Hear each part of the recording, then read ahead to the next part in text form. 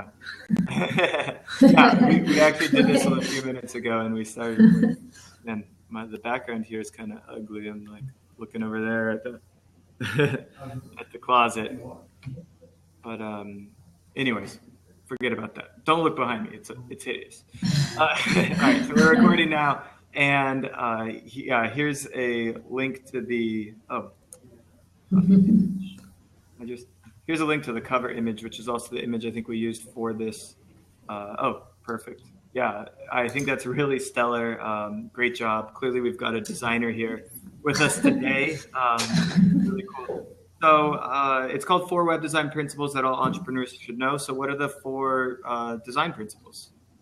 So basically, the first one is going to be called proximity. The second one is alignment. The third one is repetition. And the fourth one is contrast. Mm-hmm. And so, I mean, they're pretty self-explanatory. You know what proximity means. It means things that are close together. So when you're using that design principle in a way that is good, that means that your design is going to look very organized because things that belong together are going to be seen together.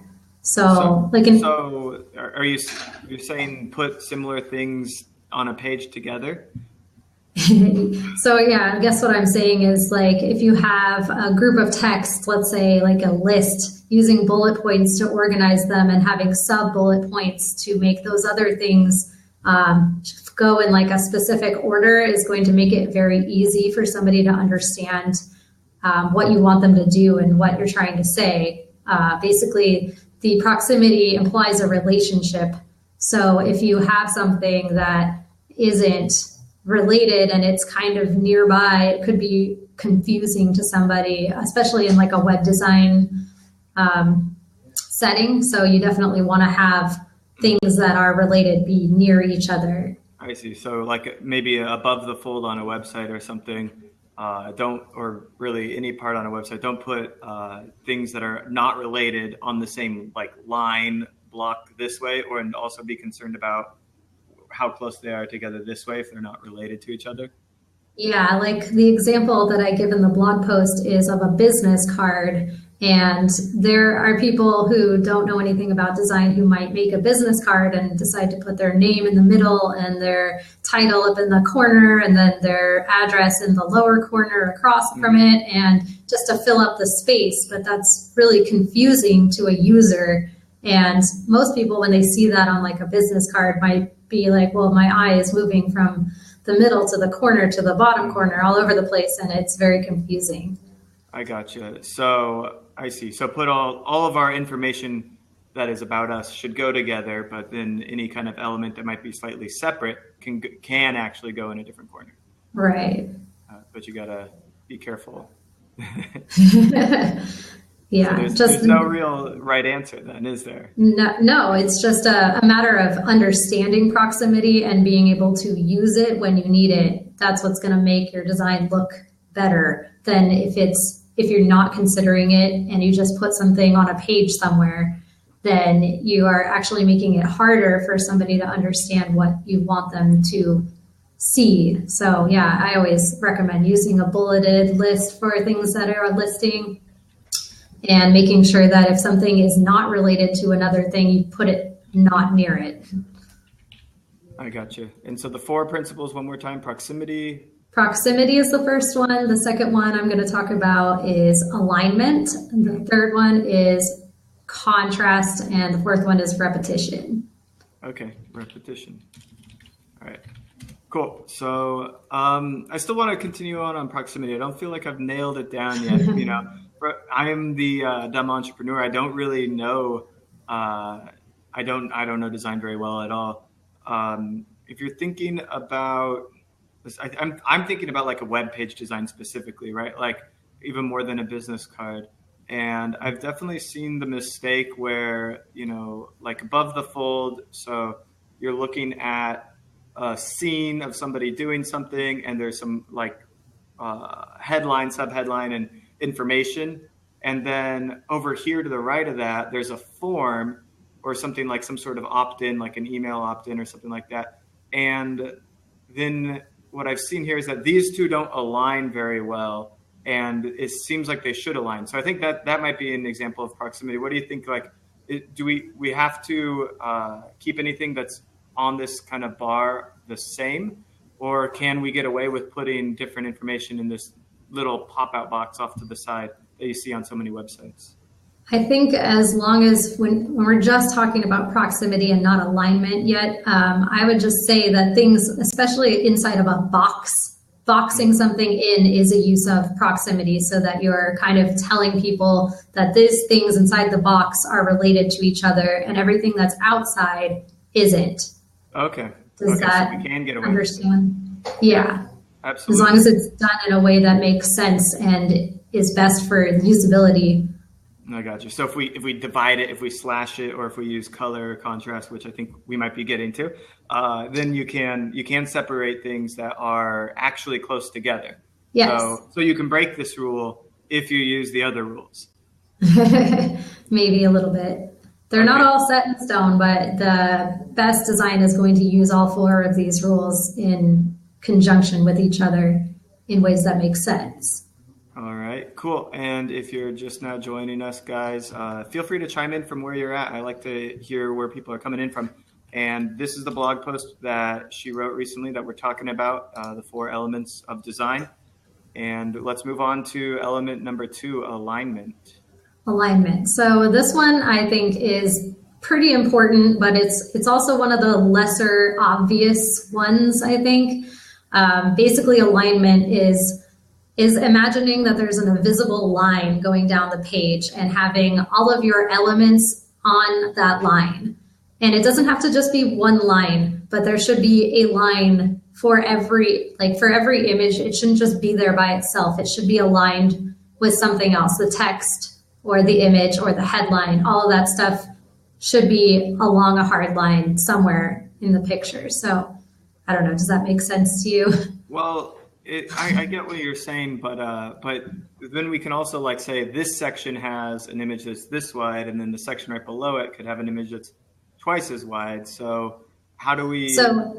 In order to like break that up, you would probably want to put some sort of text next to it that is flush aligned to the image itself, not justified to the other end, so that the words that are breaking are not breaking against the picture, because there's a really nice line that's already been drawn for you there. So you want to align your text with that solid line that's already there.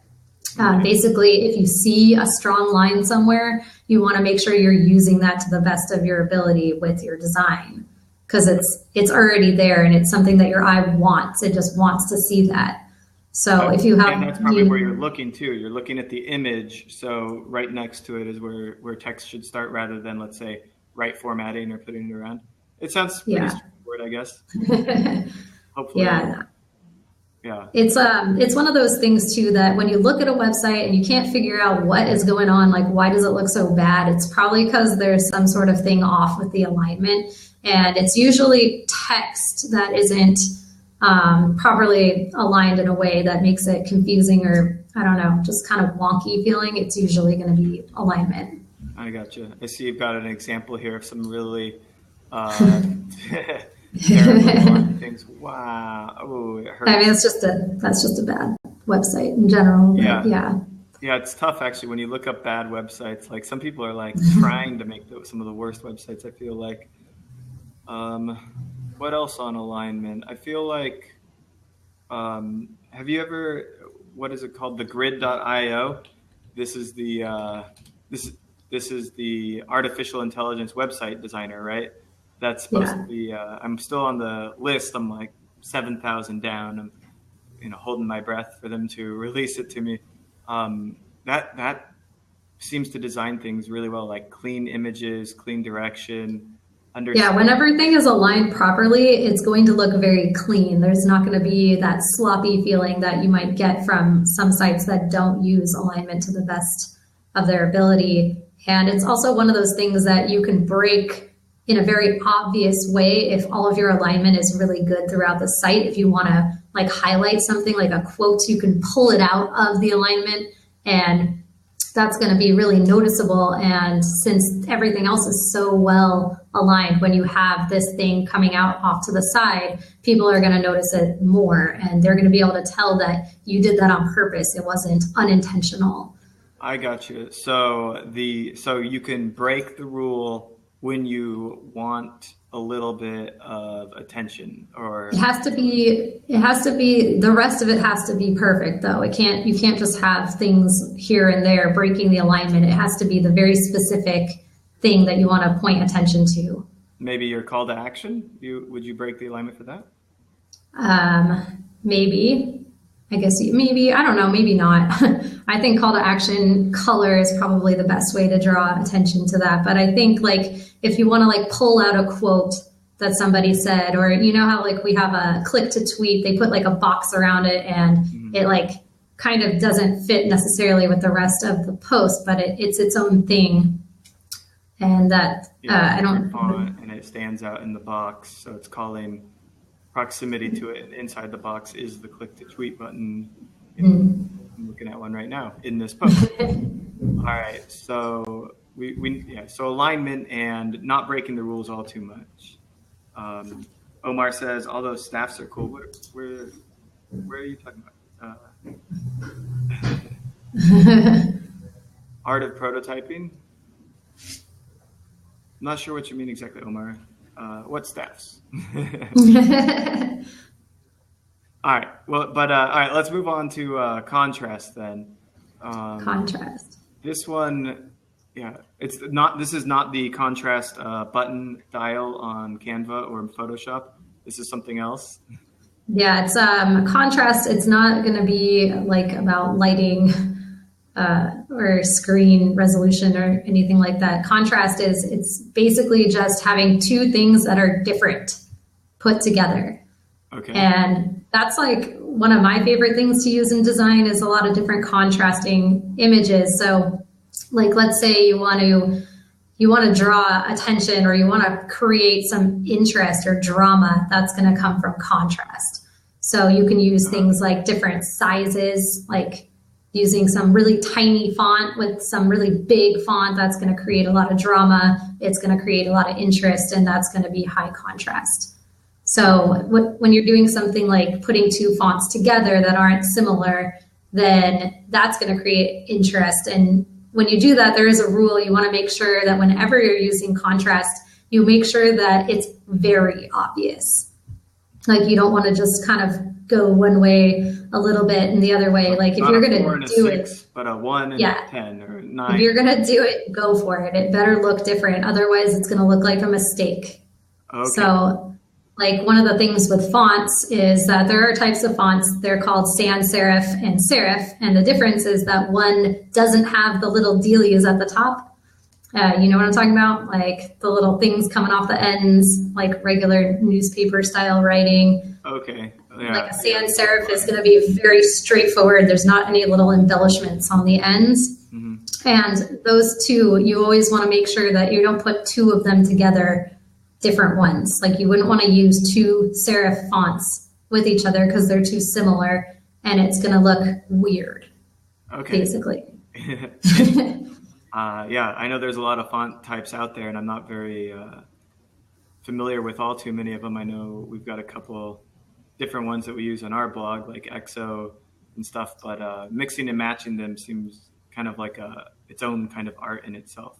Yeah, that's the fun part. That's probably one of my favorite things to do. And I'm sure if you've seen a lot of my work, I'll do like a lot of big, bold sans serif fonts mixed with like a hand calligraphy kind of cursive-y looking thing. Mm-hmm. Mm-hmm. And that seems to work pretty well because they're both very different.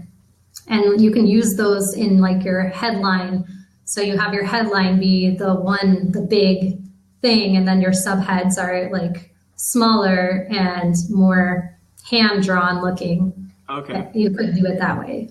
Okay, I got you. And that provides contrast. Yes.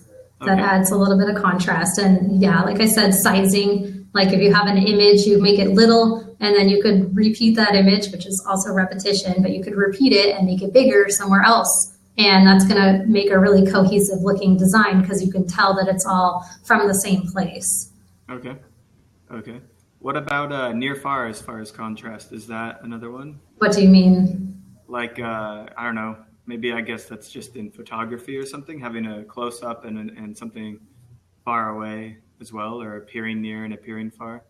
I don't know that that is one of the things. I mean, the thing about contrast is you can pretty much, as long as you got one thing one way, you can do something the other way, as long as it's very obvious and very different. But I want to say that it's usually going to be a juxtaposition of two different things. So I don't know conceptually if like near and far would be a strong example of contrast. Yeah. Okay. And we had a couple of people join. Umer, if I'm saying that right, and Tina. Hi guys, thanks for joining. Where are you guys coming in from? Go ahead and let us know in the chat, and you can see this website right here. We're reviewing this blog post, and from Pakistan. Hi, good to see. It's got to be 11 o'clock in Pakistan. 12? No. Yeah. Like, do you know? Yeah. Yeah. So we're just reviewing this blog post and talking about a few basic web design principles. We're on to 3 a.m. I was getting closer. Wow. We're on concept now 4 of 4. So we've covered what is it? Proximity, alignment, contrast. So I'm almost design expert now. And what's the final one? The final one is repetition, which is pretty simple. It's just the repeating of certain types of images, font use, styles, and colors. But basically, when I think of web design and I think of repetition, I think of imagery. So like if you have, like for your brand, let's say you have certain icons that you always use for all of your images, or at least you should. Mm-hmm. Those are things that are repetition, and that's what makes design look nice, and it makes it look unified when you use those same concepts over and over and over again, and it really helps strengthen your brand too. So when people recognize it, then they can attribute it to you. So you want to have like a bunch of little artifacts probably that your brand owns, and you use them on your website, and you provide them in contrasting ways so that it doesn't get boring. Let me interrupt you for a second. You said artifacts. What is an artifact supposed to be? So it could be pretty much anything that is related to your brand. I don't know. In the background of your picture, on our banner, you can kind of see the outline of me. Yeah. So technically, I am a brand artifact for us. But yeah, so we also use like gear icons, and we actually use lots of icons. Yeah. So little icons. I like that one. The gear. The gear. And so when you go to our website, there's gear images, and that's what we use for all of our bullet points in our proposals and stuff like that. So I'd say on your website, you definitely want to be having some of those little icons that are specific to your brand, and you can use them as bullet points or as background imagery or overlays or all sorts of stuff. And it's pretty important because it does build a stronger association with your brand. So there's just little additions to a brand. It's not just about a logo. It's about an overall cohesive kind of these little artifacts that you kind of sneak in there, and then people maybe subconsciously associate them with you.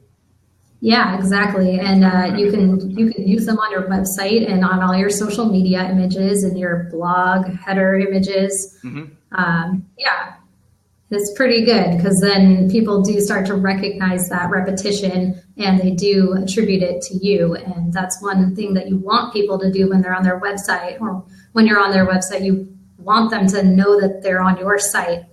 And so basically putting together that repetition with all the other principles is going to make for a really good user experience, and they're going to know exactly whose site they're on every time they go there. So it doesn't just require a logo. They can tell based on the rest of the page or something like that. Yeah, like in fact, something that you're supposed to do is you're supposed to remove your logo and see if people can still tell that your site is yours. Does the copy speak the way that you would speak? Do the images, the artifacts tell the same story?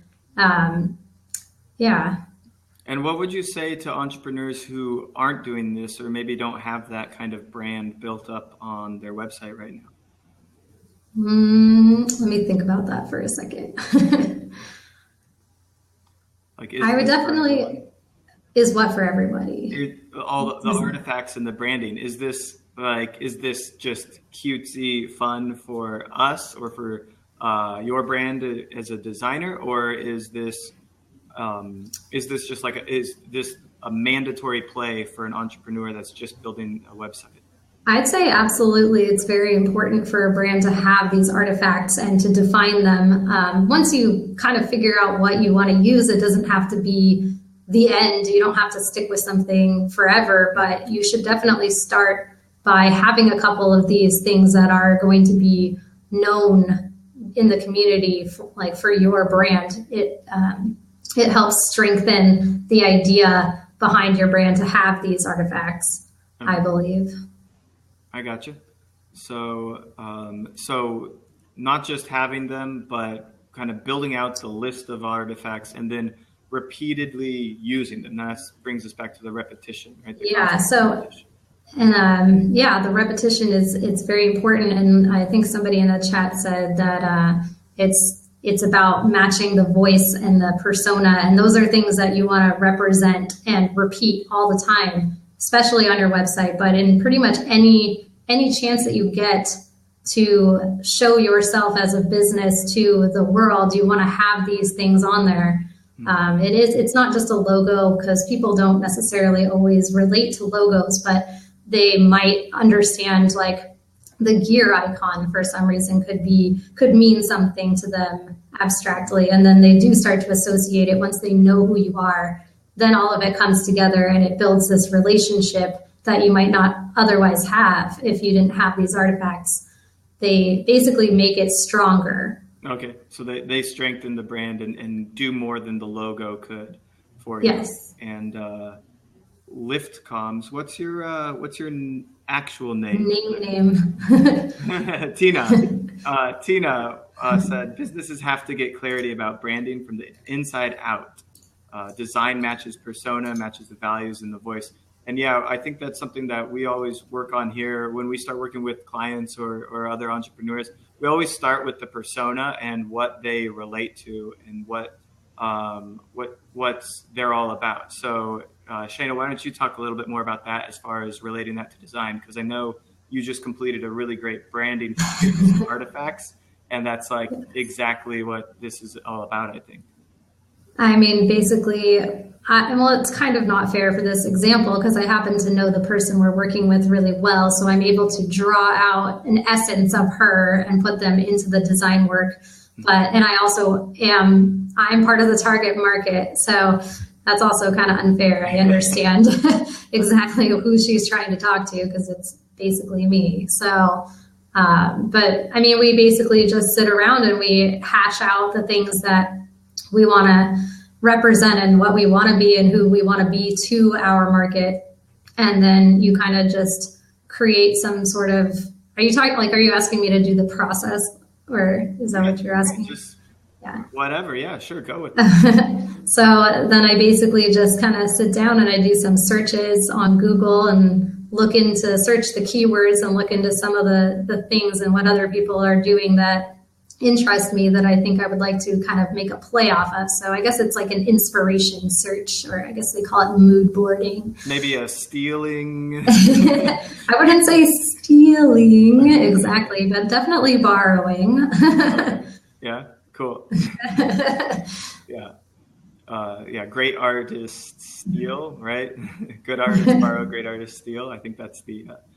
And then they put their own brand on it, and then it's theirs. Yeah, now it's mine. Yeah. So you Google search for some of the keywords related to this, and you look for images, like a Google image search?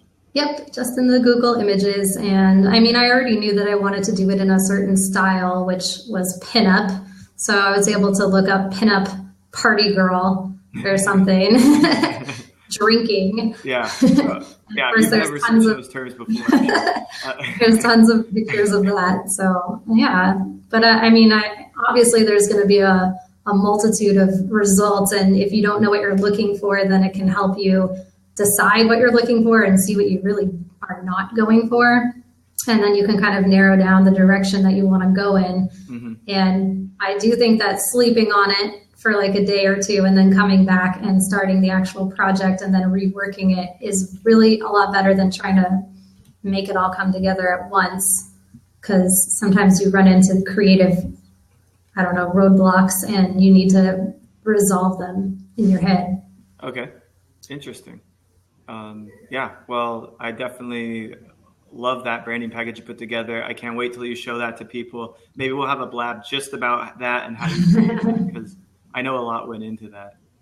Yeah. And a lot always does. We gotta sometimes, like, especially for me, if it's like content creation, because I'm not much of a designer, it's like write most of the blog post. Definitely don't publish the same day. Come back the next day, read the whole thing, and then it's like, what the hell was I talking about most of the time, right? And then it's like, scrap those sentences. But actually, I'll be honest, the number one thing I catch myself on is that I'm talking to, like, I'm like pissed off to the reader, you know what I mean? I'm like, you have to do it this way. Why aren't you listening? And then I'm like, okay, I need to be a little bit easier on the reader. Maybe calm down. I guess maybe I get a little amped up in my writing, but I guess that kind of concludes the 4 elements of design. Is there anything else you'd like to add? I think that's pretty much it. I do think that it is important for pretty much everybody to understand these things, because once you're able to recognize what's going wrong on your website or on your competitors' social media, or, you know, just anywhere, it's good to have that knowledge and be able to apply it for yourself. Even if you're not a designer, even if you're not even making your own images, at least you can look at something objectively and be able to say, I know that this is good because, or I know that this isn't good because. Mm-hmm.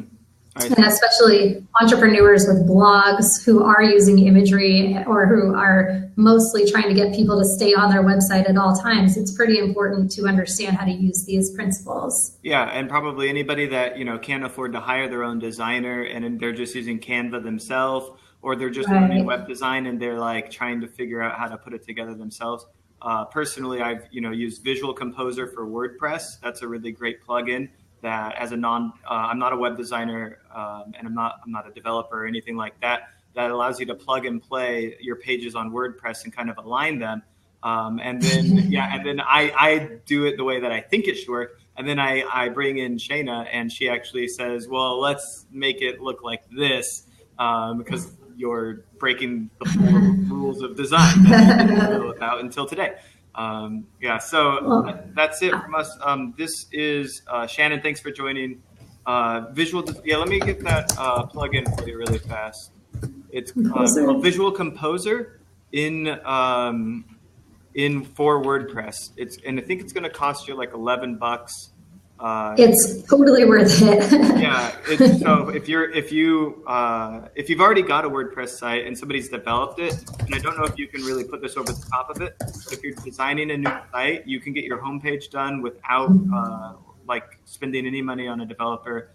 You still might want to end up spending money on a developer, but here's the page right here. So Visual Composer, and they have another thing called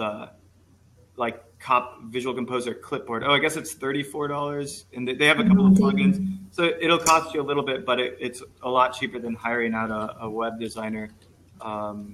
So it's at least worth the consideration. We love it. We use it all the time. So it makes it a lot easier since I don't code.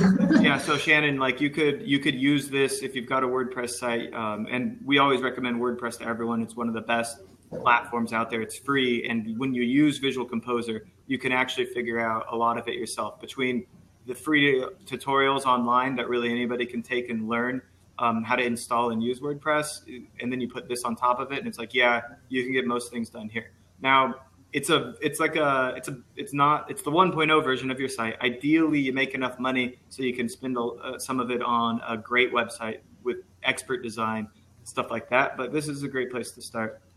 Cool. So we're going to go ahead and close it out here. I wanted to direct you guys towards our little community that we have on Facebook. We have a closed Facebook group where we hang out and we bring in mentors and advisors to talk about things like this. Anybody that guest blogs on our site, we do blabs with them, and we get them to answer a lot of questions for us in this group. And in that way, we like to connect entrepreneurs with mentors and advisors for free, so that we don't make the same mistakes that we made in the past, and you can avoid all the pitfalls that we've gone through over the last 6 years, and all these other great entrepreneurs that we bring in have also gone through. So that's the group. It's called Splash Zone. We have an awesome fucking unicorn on there, and even though no one understands what it is, but well, that's a story for another day. All right, we're going to go ahead and close out here. Guys, thanks so much for joining. This group is only going to get bigger. We're blabbing all the time. For every blog post we do, we're blabbing nonstop. So we're really looking forward to bringing you kind of additional resource from our blog over at Splash U.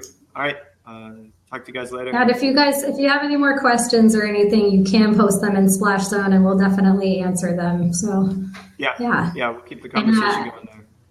Derek forgot to say that, you do have to click on the Splash Zone tab on the page to get to access it. You sent them to our Facebook. It should go straight to the Splash Zone app page. And then there it is. And then you log in with Facebook. Okay, it just took a while to load. All right, perfect. I got to kick you out now. All right. See you guys later.